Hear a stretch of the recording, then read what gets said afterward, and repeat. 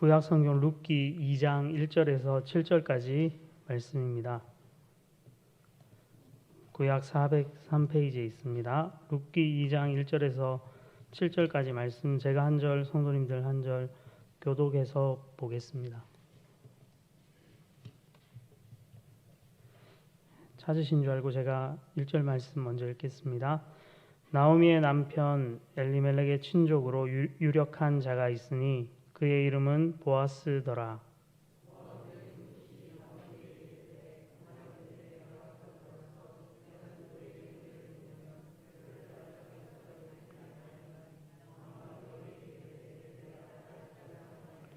룻이 가서 베는 자를 따라 밭에서 이삭을 줍는데 우연히 엘리멜렉의 친족 보아스에게 속한 밭에 이르렀더라.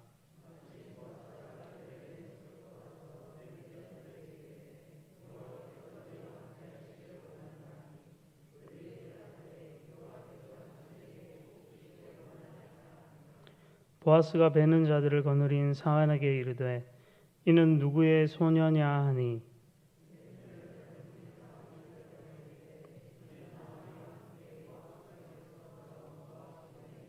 함께 보겠습니다. 그의 말이 나로 베는 자를 따라 단 사이에서 이삭을 줍게 하소서 하였고 아침부터 와서는 잠시 집에서 쉰 외에 지금까지 계속하는 중이니이다. 아멘. 네, 오늘은 이 본문의 말씀을 의지해서 우연 가운데 계신 하나님이라는 제목으로 말씀을 나누겠습니다. 나오미와 룻이 함께 베들레헴에 도착했을 때 그때는 보리 추수를 시작할 때였습니다. 여호와께서 자기 백성을 돌보시사 그들에게 양식을 주셨다라는 소식을 듣고 돌아온 베들레헴, 그리고 추수를 시작하는 그 베들레헴 땅이었지만 나오미와 룻은 여전히 당장 먹을 양식이 없는 그런 처지에 있었습니다. 우리가 하나님을 믿고 또 하나님께 돌아온다고 해서 우리 삶의 모든 문제가 일시에 해결되지 않는 것과 마찬가지입니다.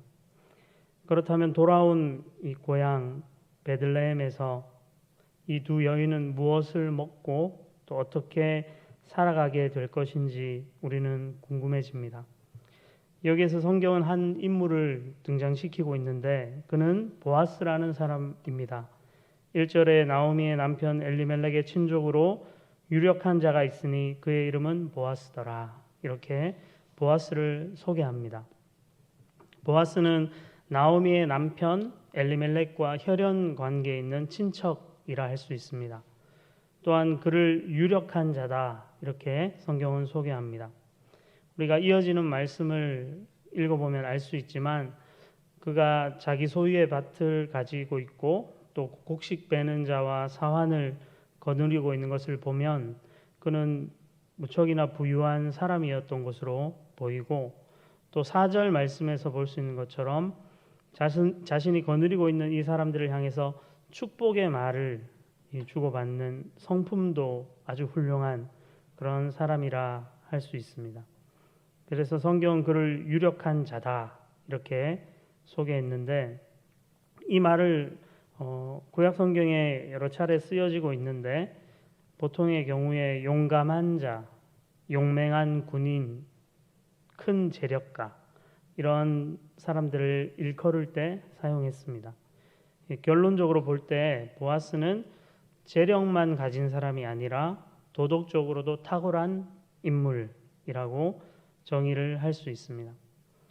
재밌는 점은 나중에 저 뒤에 가면 룻기 3장에 보아스가 룻을 부를 때 그를 현수간 여인이다 이렇게 부르는데 보아스가 룻을 부르는 이 현수간 여인이라는 이 말이 사실은 유력한 자라 보아스를 소개할 때 이 말과 같은 형용사를 쓰고 있습니다. 둘 다 현수간 남자, 현수간 여자, 탁월한 남자이고 또 룻은 탁월한 여인이다 이렇게 설명할 수 있습니다. 이 보아스가 이렇게 등장함을 통해서 성경 속에 우리는 어떤 일이 이제 벌어질지, 이 두 사람 사이는 어떻게 될지 어느 정도의 그런 기대감을 가지고 볼 수 있게 됩니다. 하지만 지금 룻의 관심은 보아스라는 인물에게 전혀 있지 않습니다. 룻은 보아스를 모르죠. 원래 이 집안 사람이 아니라 모압에서 시집 와서 여기까지 따라왔으니까 보아스라는 사람이 어떤 사람인지도 잘 모르고, 그리고 현재 상황에서 룻과 나오미에게서 가장 큰 문제인 먹을 것, 먹는 문제를 지금 어떻게 해결해야 할 것인가 하는 것이 룻에게는 가장 큰 관심사입니다. 바로 그때 룻은 어떤 선택을 하나요? 2절 말씀을 보시면 시어머니 나오미에게 이렇게 말합니다. 내가 밭으로 가서 내가 누구에게 은혜를 입으면 그를 따라서 이삭을 줍겠나이다. 이렇게 시어머니에게 얘기하니까 나오미가 내 따라 갈지어다 라고 하면서 룻을 보내고 있습니다. 이삭을 줍겠습니다. 이런 말을 시어머니에게 했습니다. 우리가 이렇게 한글 성경을 읽을 때는 그저 시어머니를 향해 겸손하게 요청하는 것처럼 보이지만 사실 그녀의 말 직역하면 내가 가기 원합니다 라는 표현을 그녀가 쓰고 있는데, 이것을 잘 살펴보면 앞서서 룻이 했던 고백, 그 고백에 대한 책임을 지고 이삭을 주우러 가겠다, 이런 결심이 여기에 담겨 있다고 우리는 볼 수 있습니다. 베들레헴으로 돌아오는 길에 어머니께서 가시는 곳에 나도 가고 어머니께서 머무시는 곳에서 나도 머물겠나이다. 이런 고백을 했고, 실제로 그녀는 자신의 이 고백에 책임 있는 모습, 사나 죽으나 어머니와 함께 하겠다는 이 고백에 대한 책임 있는 모습을 보이기 위해서 이삭 줍기를 선택합니다. 이삭 줍기를 혹시 해보신 적이 있는지 모르겠습니다. 저는 해본 적이 있습니다. 어디에서 했냐? 제주도에서 했습니다. 제주도가 고향이신 우리 아멘교회 성도님 계신지 모르겠는데, 제가 청년 대학을 졸업하고 한 6개월 정도 제주도에 제가 다녔던 교회와 이렇게 자매교회라 해야 할까요? 성산 일출봉 있는 마을에 성산 서부교회라는 교회가 있었는데 그 교회에 봉사활동을 간 적이 있습니다. 6개월을 머물면서 교회에서 먹고 자면서 교회를 돕고자 가서 그곳에서 함께 목사님 가족과 지냈는데, 그때 목사님이 하루는 저랑 사모님과 이렇게 다른 성도님 한 분을 데리고 어디 좀 가자 하시더라고요. 따라 나섰는데 가보니까 어떤 밭이었어요. 근데 이미 수확을 다 끝내 보이는 상태의 그런 밭이, 흙만 보이는 밭이었는데 여기 무슨 밭입니까? 하니까 더덕밭이래요. 더덕은 흙 속에 있으니까 안 보이잖아요. 근데 여기 더덕 아마 남아있는 것이 있을 텐데 우리가 캐서 가면 된다고. 누구 밭인데요? 잘 모른대요. 근데 거기 보니까 밭에 색깔이 정확히 기억나진 않고 짝대기에다가 이렇게 표시를 해놨습니다. 이렇게 천을 이렇게 달아서 삼각형이었는지 이런 빨간색 천이었는지 하여튼 꼽아놨어요. 그 밭에다가. 이게 무슨 의미냐면 누구든지 들어와서 이 밭은 수확이 끝났으니까 아무나 들어와서 이삭을 주워가도 된다는 의미래요. 원래 예전부터 제주도에는 그런 풍습이 있었다고 하시면서 이제부터 들어가가지고 땅을 파가지고 나오는 대로 더덕 가지고 가면 된다고. 저는 이게 맞나 싶으면서 하여튼 했는데 상당히 많은 양을 이렇게 거두어 들일 수 있었습니다. 그걸 가지고 돌아온 기억이 있습니다. 나중에 또 성경 이렇게 보면서 룻의 이 이삭 줍는 이야기와 제주도에서 이삭 줍기를 하는 그 풍습이 어쩜 이렇게 똑같을까 그런 생각을 한 적이 있습니다. 아마도 그곳에서도 좀 가난하거나 뭐 더 많은 필요가 있는 사람들을 위해서 전부 다를 수확지 않고 남겨두는 그런 좋은 풍습을 가졌던 것 같습니다. 우리가 생각하기에 룻이 그럼 단순히 이삭을 주어가지고 그 생활을 하는 것이 가능할까? 왜 룻은 이런 결심을 했을까?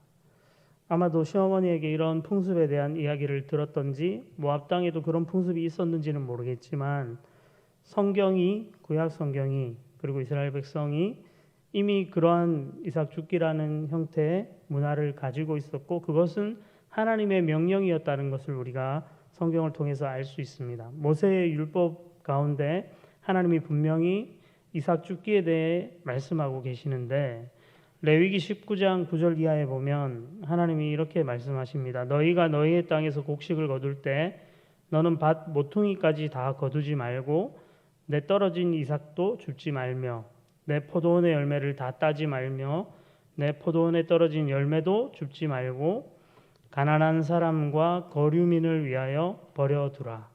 나는 너희의 하나님 여호와이니라. 이런 말씀을 하십니다. 이스라엘 백성들 가운데 가난한 사람이나 혹 거류민, 남의 나라에 그 영토에 머무는 사람, 이방 사람들을 일컫는데 그들을 위해서 추수할 때 곡식을 다 거두지 말고 조금 남겨두게 하십니다. 또 혹시 땅에 떨어진 것이 있다면 그 이삭이나 열매는 줍지 말고 이삭을 주워갈 수 있도록 내버려 두라. 일종의 사회복지 정책을 하나님이 이미 말씀을 하고 계신 거죠. 신명기 24장에도 이렇게 얘기하시는데 내가 밭에서 곡식을 멜 때 그 한 뭇을 밭에 잊어버렸거든 다시 가서 가져오지 말고 나그네와 고아와 과부를 위하여 남겨두라. 그리하면 내 하나님 여호와께서 내 손으로 하는 모든 일에 복을 내리시리라. 이런 말씀을 하셨습니다. 이 두 과부잖아요. 나오미와 룻은 이 과부를 위해서 남겨둔 그 이삭 그것을 주울 수 있다. 그것으로 생활을 할 수 있다라는 것을 룻이 알고 이삭 죽기를 지금 선택하고 있는 겁니다. 이렇게 남겨진 이삭과 열매들이 가난하고 연약한 이들에게는 양식이 당연히 되었습니다. 그리고 그들은 스스로 이삭을 직접 주어서 생활해야 하기 때문에 오직 자선에만 의존하는 사람들이 가질 수 없는 최소한의 존엄성, 스스로 일해서 취하는 것이기에 그냥 일방적으로 돈을 받거나 그런 방식이 아니라 일을 해서 이삭을 주어서 생계를 유지하기 때문에 존엄성도 유지할 수 있는 하나님은 참 지혜로운 분이시죠. 그렇게 지금 이 사회 제도를 허락해 두신 겁니다. 우리가 여기서 교회 안에 있는 연약한 지체들 또한 세상을 바라보면서 이삭을 나누는 삶을 살아야 한다라는 것을 배울 수 있습니다. 여러분 삶에 남는 부분들 하나님도 남으니까 남겨라 이런 말씀하시는 게 아니라 모퉁이는 남겨라 떨어진 건 줍지 말라 하시면서 그해 풍년이든 흉년이든 관계없이 일정 부분을 의무적으로 남기게 하시거든요. 그렇기에 우리가 잘 살든지 못 살든지 많이 가졌든지 적게 가졌든지 우리의 삶의 일정 부분들을 가난한 자들과 소외된 자들, 이웃들을 위해서 나눌 수 있는 그런 삶을 살아야 합니다. 하나님이 약속하시죠. 내 손으로 하는 모든 일에 복을 내리시리라. 그렇게 하는 자에게 복을 주신다는 겁니다. 우리는 룻이 하나님의 말씀, 즉 율법에 의지해서 이삭을 줍겠다 결심한 것을 이렇게 알 수 있습니다. 예수님을 믿으면 우리는 이삭 줍는 정도의 삶을 기대하지 않습니다. 아무리 예수님 믿어도 이삭 줍는 삶은 초라해 보이잖아요. 이삭을 주우면서 살아가는 삶, 변변한 어떤 경제적인 능력이나 내가 가진 어떤 학력이나 재능 그런 것을 발휘해 보지도 못하고 남이 남겨둔 것을 주우면서 사는 그 정도의 삶을 우리는 기대하지 않죠. 그런 초라한 자리에 사람이라면 누구나 서고 싶지 않습니다. 하지만 그런 순간에 그것밖에 할 수 없는 바로 그 순간에 룻은 그런 초라한 일을 마다하지 않고 자신의 고백에 책임을 지면서 밭으로 가고 있습니다. 이삭을 주우러 나선 룻이 어디로 향하고 있나요? 3절 말씀에 룻이 가서 베는 자를 따라 밭에서 이삭을 줍는데 우연히 엘리멜렉의 친족 보아스에게 속한 밭에 이르렀더라. 성경은 이렇게 말합니다. 이 베는 자, 아마도 품삯을 받고 추수를 하는 사람, 이거나 아예 보아스에게 속한 사람일 수도 있겠지만 아무튼 이 사람들을 따라서 밭에서 이삭을 주우면서 따라가다가 우연히 엘리멜렉의 친족 보아스에게 속한 밭에 이르게 되었다고 성경은 기록하고 있습니다. 재미있게도 우연이라는 표현을 씁니다. 이 부분을 문자적으로 히브리 성경 그대로를 해석하면 이렇게 번역할 수 있습니다. 그녀의 우연이 우연하게 보아스에게 속한 밭에 이르렀더라. 이렇게 해석이 됩니다. 그녀의 우연이 우연하게 보아스에게 속한 밭에 이르렀더라. 여기에서 우리는 우연이라는 표현이 조금은 놀랍습니다. 왜냐하면 하나님의 자녀들에게 우연히 벌어지는 일이 있을 수 없다고 생각하기 때문이죠. 우리는 그리스도인이라면 우연이라는 단어를 잘 써서는 안 된다고 알고 있습니다. 왜냐하면 세상과 인간에게 일어나는 모든 일들이 하나님의 섭리와 작정 안에 있다고 믿기 때문에 그렇죠. 룻기는 하나님의 섭리적인 인도를 강조하는 성경입니다. 룻기에서 하나님은 자기 백성을 돌보시사 그들에게 양식을 주시는 분이시죠. 또 4장에 가보면 룻이 임신하게 하신 분도 여호와 하나님이라고 분명하게 말합니다. 하나님이 돌보셔서 양식을 주시고 룻으로 하여금 임신하게도 하셨다. 분명하게 그렇게 말하는데, 그렇다면 룻의 발길을 왜 성경은 우연에 돌리고 있는 것일까요? 그것은 무슨 이유일까? 성경이 룻과 보아스의 만남을 우연에 돌리고 있는 건 그들에게 다른 인간적인 의도가 전혀 없다는 것을 강조하기 위함입니다. 룻과 나오미가 얘기하다 보니까 친척 중에 보아스라는 아주 부자가 있는데 저 사람 밭에 접근해야 된다. 그래서 의도적으로 보아스랑 친해져야 돼. 이런 게 전혀 없었다는 겁니다. 그들에게는 그냥 이삭을 주어 먹을 양식을 구하고자 하는 그 목적, 그 의도만 있었을 뿐이지 다른 인간적 의도가 없었다는 것을 보여주기 위해서 우연이라는 단어를 쓰고 있다는 겁니다. 자기 고백에 책임지기 위해서 이삭을 줍는 곳으로 룻은 향하는 것이고, 보아스 역시 마찬가지로 자기 밭을 돌보기 위해 그곳으로 갔던 것이지 그 두 사람이 어떤 다른 목적을 가지고 그런 행동을 한 게 아니라는 겁니다. 결국 우리들은 특별한 의도 없이 평범한 삶을 살아가지만 그렇게 우연인 것 같은 삶도 하나님이 주관해 가신다는 것을 기억해야 한다는 것입니다.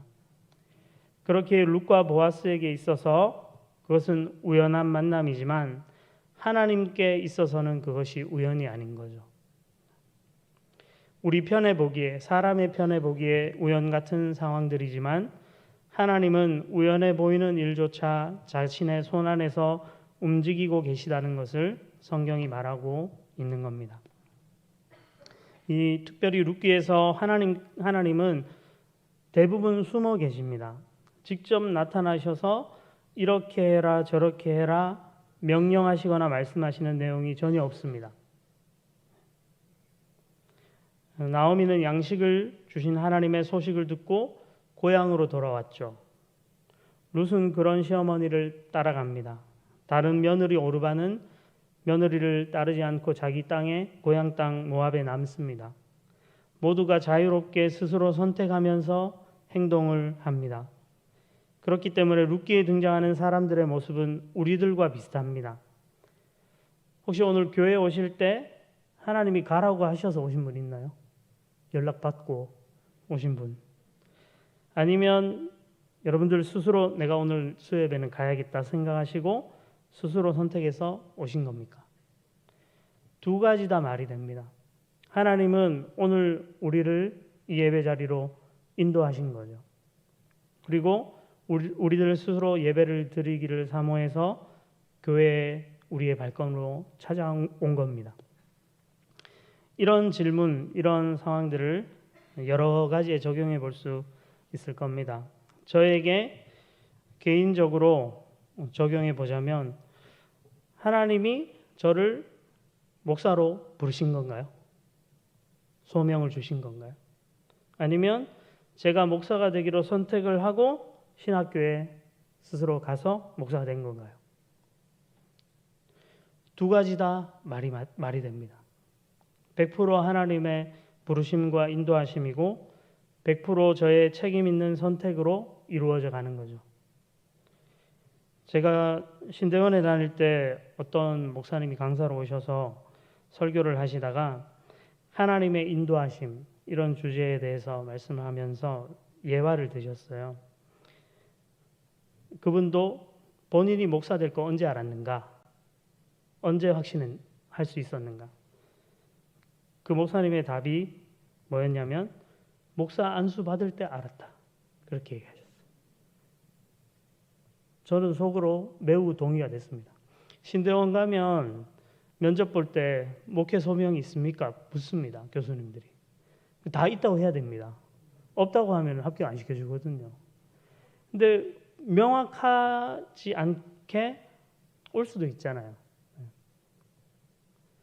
하나님의 부르심을 귓가에 확실하게 듣고 귀로 그런 경우는 정말 100에 하나 있을까 말까 할 것 같고, 근데 이 목사님이 설명을 하시면서 언제 하나님이 나를 목사로 부르셨는지 내가 알았는가? 목사 안수 받는 그 순간 알았다. 또 나의 배우자가 하나님이 허락하신 사람이란 걸 언제 알았냐? 결혼식 하는 그날 알았다. 결혼식을 했으니까요. 목사가 되었으니까 알았다는 겁니다. 우리가 삶을 살아가다 보면 여러 경우에 하나님의 인도하심이 분명하게 보일 때는 그렇게 많지가 않습니다. 이거 해라 저거 해라 분명하게 우리 귀에 들려주시는 경우는 극히 희박합니다. 대부분의 경우에 우리들 스스로의 신앙적인 양심과 가치관을 따라서 선택하고 사는 거죠. 그래서 우연처럼 보이는 일들이 우리의 삶에는 많이 일어납니다. 하지만 하나님은 우리의 자유로운 선택 가운데 선하신 뜻대로 하나님의 뜻을 이루어 가시는 분이십니다. 성경이 말하는 예정은 하나님께서 우리 인생에 일어날 모든 일들을 하나하나 미리 다 정해두셨다라는 의미가 아닙니다. 하나님의 예정이라는 것은 우리의 궁극적인 구원에 관한 것이죠. 우리가 하나님께 택함을 받은 자들이라면 우리의 인생이 많은 시행착오를 겪고 때로는 죄도 짓고 하나님 믿지만 낙심도 하고 우울감에 빠지기도 하고 여러 가지 문제를 겪고 지그재그로 지나가더라도 결국에는 우리가 구원에 이르도록 하나님께서 정해놓으셨다는 것이 하나님의 예정입니다. 일부의 성도님들이 하나님의 예정과 섭리적 인도하심을 오해하는 경우들을 봅니다. 하나님이 구원하기로 작정하셨으니까 마음대로 살아도 돼. 어느 정도 진리가 그 속에 있는 게 맞지만 바울이 이미 다 로마서에서 정리하고 있죠. 그럴 수 없느니라. 무책임하게 내 인생을 마음대로 살아도 되는 것이 아닙니다. 구원받은 자로서 하나님의 은혜를 알고 우리에게 허락하신 그 신앙의 양심과 선한 가치를 따라서 우리는 잘 살아가야 되죠. 오늘도. 우리는 오늘 이 룻기의 본문 말씀을 보면서 우리의 삶을 어떻게 살아가야 할지 한번 돌아보면 좋겠습니다. 우리는 하나님의 인도하심을 기억하되 스스로 책임 있는 선택을 하면서 성실하게, 룻처럼 신실하게 살아가야 한다는 겁니다. 룻의 모습을 통해 본받을 교훈들이 있습니다.